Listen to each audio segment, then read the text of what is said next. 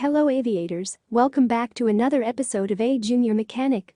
Today, we're gonna talk about the parts of a reciprocating engine, so stay tuned. A reciprocating engine is a heat engine that utilizes one or more reciprocating pistons to convert pressure into rotating motion. A reciprocating engine is also referred to as an internal combustion engine. The naming criterion derives from the fuel mixture burned within the engine. Major parts of a reciprocating engine include the cylinders, pistons, connecting rods, crankshaft, engine valves, spark plugs and a valve operating mechanism. These are all used to power conventional vehicles. Other than that, crankcase, intake and exhaust manifold is also a part of the ICA. The cylinder is the space through which the piston travels, propelled to the energy generated from the combustion of the air-fuel mixture in the combustion chamber. In an air-cooled engine, the walls of the cylinders are exposed to the airflow to provide the primary method of cooling to the engine. Most air-cooled engines have cooling fins on the cylinders, and each cylinder has a separate case in order to maximize the surface area available for cooling. On most engines, the cylinders are smoothly finished holes which is generally made of cast iron or aluminum. On some engines, the cylinders are lined with sleeves or liners that can be replaced when they become worn. In the case of aluminum blocks, these liners are not replaceable, but they can be rebored. The cylinder consists of a cylinder head cover, cooling fins, fuel injector port, oil inlet and outlet fitting, intake and exhaust port, two pieces of sparkplug mounting port, flange plate for base mounting, and the valve mechanism.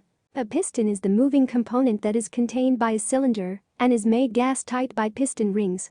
A piston aids in the transformation of heat energy into mechanical work and vice versa.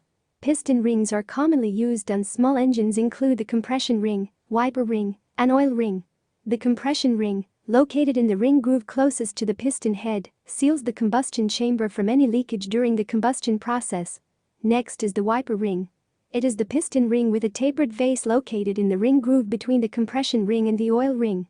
The wiper ring is used to further seal the combustion chamber and to wipe the cylinder wall clean of excess oil. Combustion gases that pass by the compression ring are stopped by the wiper ring. Meanwhile, an oil ring is the piston ring located in the ring groove closest to the crankcase. The oil ring is used to wipe excess oil from the cylinder wall during piston movement. Excess oil is returned through ring openings to the oil reservoir in the engine block.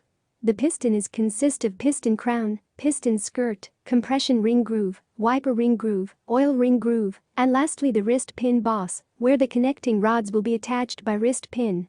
The connecting rods transfer the rotating force of the crank pin to an oscillating force on the wrist pin. Connecting rods are split perpendicular to their centerlines at the crank pin end for assembly of the rod onto the crankshaft.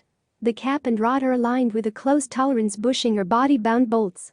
The rods may be rifle drilled, or they may have cast passages for transferring oil from the wrist pin to the crank pin. A connecting rod with a tension load is made of forged steel, cast steel, or fabricated steel. Rods with a compression loading are cast nodular steel or aluminum alloy. The connecting rods contains the wrist pin, the small end, the rod, the big end bearing inserts, and the rod cap. A crankshaft is a rotating shaft which converts reciprocating motion of the pistons into rotational motion. Crankshafts are commonly used in internal combustion engines and consist of a series of cranks and crankpins to which the connecting rods are attached. The crankshaft is fitted into the engine block through its main journals. The connecting rods are fixed on the conrod journals of the crankshaft. On opposite sides of the conrod journals, the crankshaft has counterweights which compensates outer moments, minimizes internal moments, and thus reduces vibration amplitudes and bearing stresses. At one end of the crankshaft the flywheel is connected and on the other end the valve timing gearing. Its major components are keyway or drive end, the counterweights, the oil bore or oil passage, the crank pin or conrod journal, the main journal, the flywheel mounting flange, and the crank webs. Engine valves are mechanical components used in internal combustion engines to allow or restrict the flow of fluid or gas to and from the combustion chambers or cylinders during engine operation. They are a purely mechanical device that interfaces with other engine components, such as rocker arms, in order to open and close in the correct sequence and with the correct timing. The two primary elements are the valve stem and the valve head. The head contains a fillet that leads into a seat face that is machined at a specified angle to match the machining of the valve seat to which it will match. The seating of the valve face to the valve seat is what provides the seal for the valve against combustion pressure. The valve stem connects the valve to the mechanical elements in the engine that operate the valve by creating a force to move the stem against the seating pressure provided by a valve spring. The keeper groove is used to hold the spring in position, and the tip of the valve stem is repeatedly contacted by a rocker arm, tappet, or lifter that actuates the valve. Pistons travel up and down inside cylinders.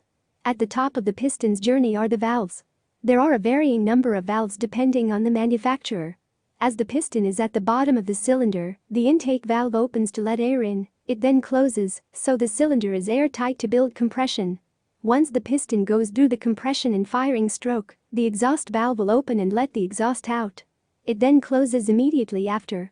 The valve assembly consists of intake exhaust poppet valve, which consists of valve stem and valve head. Next is the retainer, locks or split key, spring, and lastly oil seal.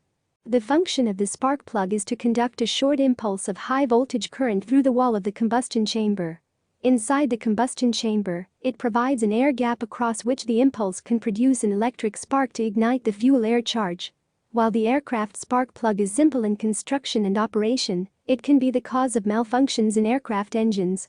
Despite this fact, spark plugs provide a great deal of trouble-free operation when properly maintained and when correct engine operating procedures are practiced. It consists of the terminal nut, the insulator, the gasket, the thread, the ground electrode, the center electrode, and the electrode gap. The valve mechanism opens or closes the intake valve and exhaust valve at the proper timing in order to input the air-fuel mixture into the combustion chamber space and output the combustion gas into the outside. The operation is provided by pear-shaped cams on a rotating camshaft driven by a chain or a belt. The camshaft is mounted in the engine block. Camshaft has many small cams with appropriate position on the shaft. It transmits effort to the valve through the cams and metal pushrod. The top of pushrod pushes a rocker arm which bears against the stem of a valve. For a reciprocating engine to operate properly, each valve must open at the proper time, stay open for the required length of time, and close at the proper time. Intake valves are open just before the piston reaches top dead center, and exhaust valves remain open after top dead center. At a particular instant, therefore, both valves are open at the same time, end of the exhaust stroke and beginning of the intake stroke.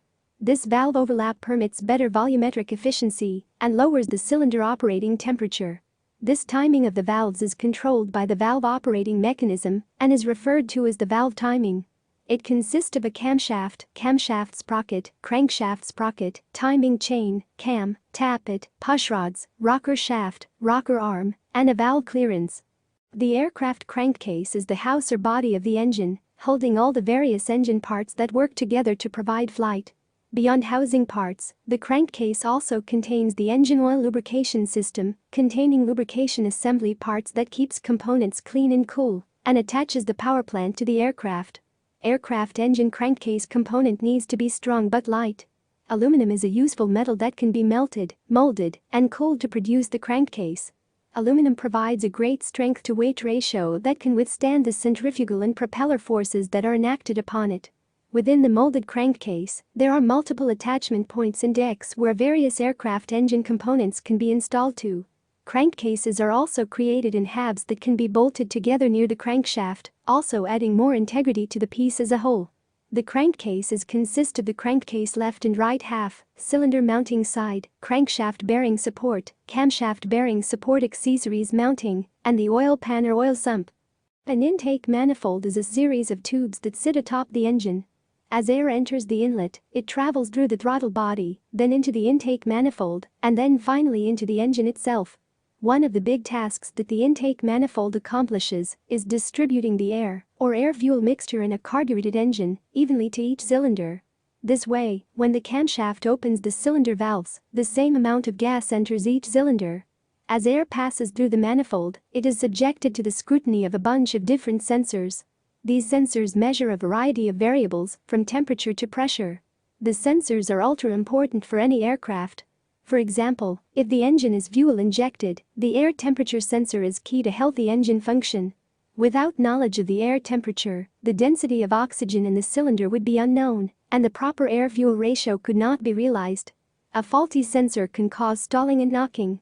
Meanwhile, an exhaust manifold, which are pipes directly bolted to the cylinder block, are generally simple cast iron or stainless steel units which collect engine exhaust gas from multiple cylinders and deliver it to the exhaust pipe. Here is a complete view of the Continental reciprocating engine. You can see the crankcase, cylinders, the exhaust manifold below and many other aircraft accessories. Do you want to suggest any topic regarding types of aircraft power plant? Let us know in the comment section below. Also be sure to check our other videos, the working principles of a reciprocating engine. Thank you so much for watching, and as always, don't forget to like, share.